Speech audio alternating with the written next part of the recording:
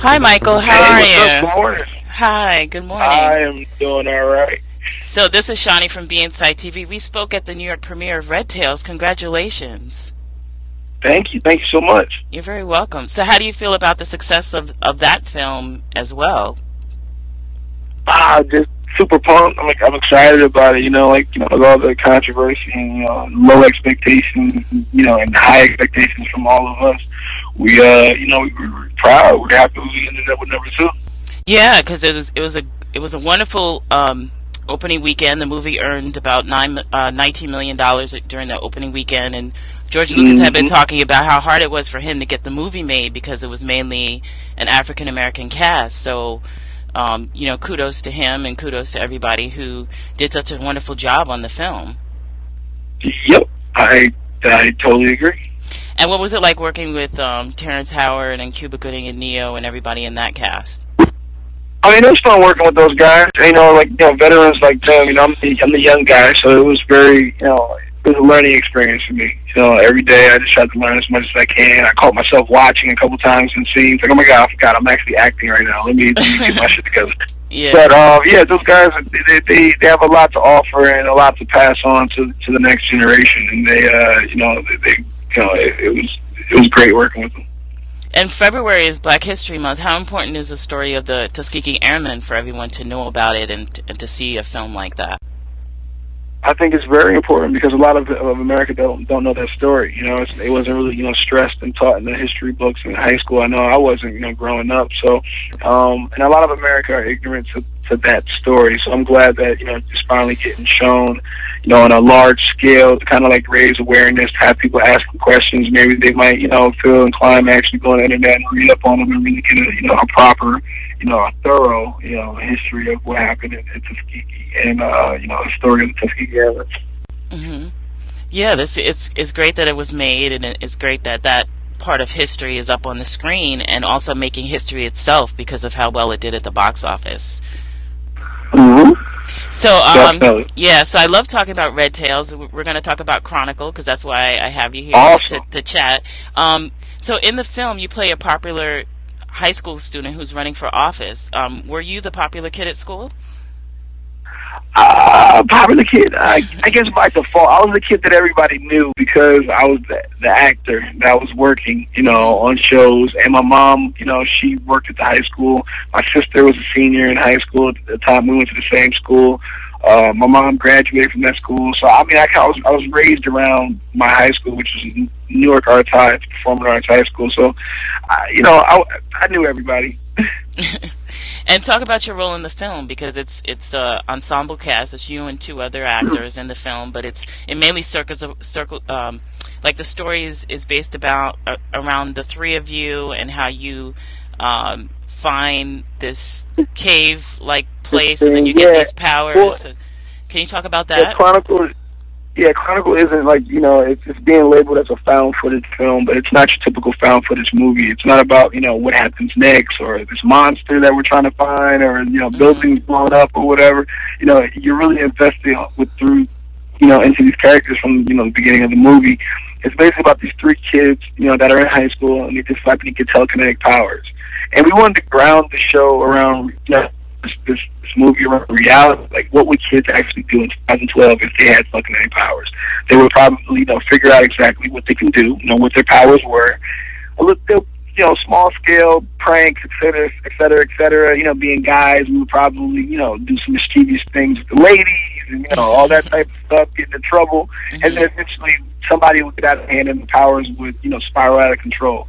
And then in a nutshell, without giving any spoilers, that's pretty much what our film's about. And then, in this day and age with everybody on YouTube and Twitter and, chronicling their lives and blogging, it gives kids an outlet to be, because no matter who you are, if you put a camera in your face, you're gonna act different. Your personality is gonna be magnified. Or the parts of your personality that you want people to know about, or how you want to be perceived. And it's very relatable to the kids, to this generation. So it's a timely piece. It's a cool movie. And how did Josh prepare you for all of you on the set for the role? Because you have a lot of powers, and they come one at a time. You're building up your strength. So what type of direction did he give you on the set?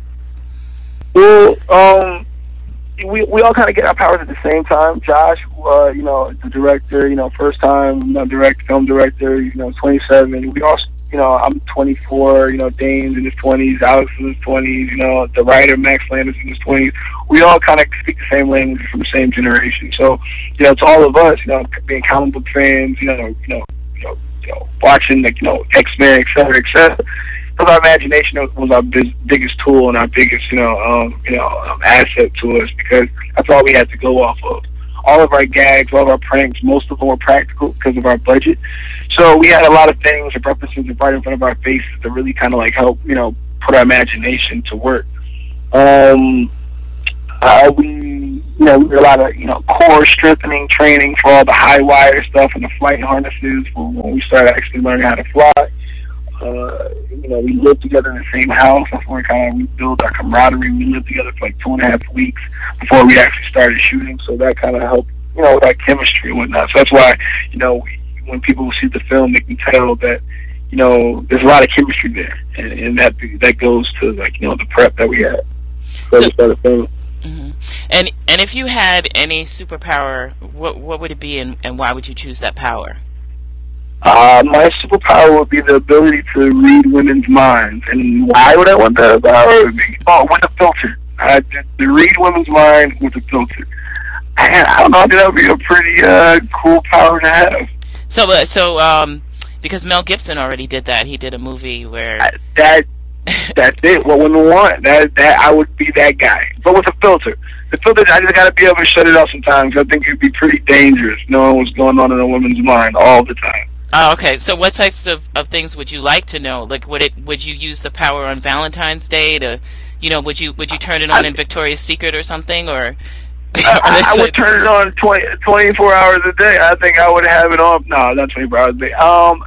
I don't know. I mean, if I had a girlfriend at the time, I think I would be the best boyfriend ever. He's so thoughtful. He thinks of everything.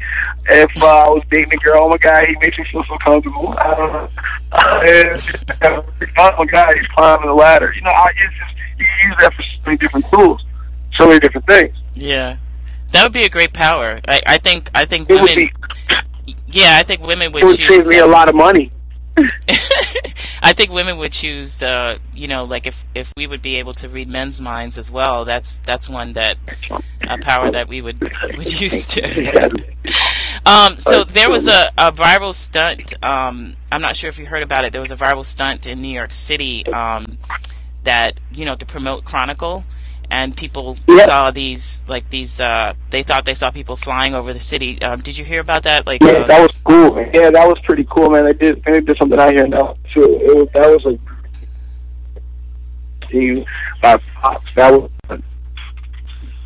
Yeah. So you have like some other projects coming out with like House and things like that. Can you talk about some of those as well? Like other things we should look for you in? Yeah. Yeah, I got a House coming out later on this month. That was that was fun. You know, working on that show, playing a blind character named Will Westwood, and that was fun preparing for that role because I went to the Braille Institute of Los Angeles. I went to me and my best friend. You know, I would walk around. I would have days where I would just be blind, so I had the opportunity to go to. Sorry, I'm losing my voice. The opportunity to go to the bank and the post office blind, and I actually got this girl's number blind or whatever. She actually still thinks I'm blind, which is the funny part. I forgot to tell her that. It was just a joke.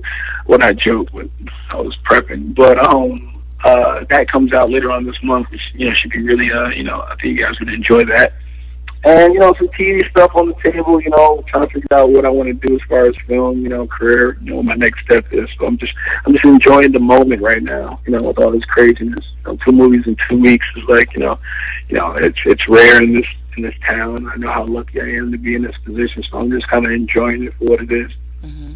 And you had a role on All My Children. You starred with Susan Lucci. How do you feel about the like some of the soaps, like the shift in some of the series going off of TV and then kind of shifting to online and some of the other spaces? I mean, Like, what was it like working with Susan? I mean, that was awesome. I mean, I was really young, 16 years old. This is where I got my acting chops. You know, doing 100+ pages a day, working with Walt. You know, Walt Willey and Erica Kane. And, all these. Michael Knight and all these like legendary actors. As far as in the soap world, it just taught me a work ethic. So I definitely took that away from it, and it definitely made me a better actor. So, Chronicle opens in theaters on Friday. Like, why should people go out and see the film? Like, what is the main themes that they should take away from it? I mean, I think this is a movie that all walks of life would be able to enjoy. All ages. It's a fun, new, fresh take on the old idea, of superheroes.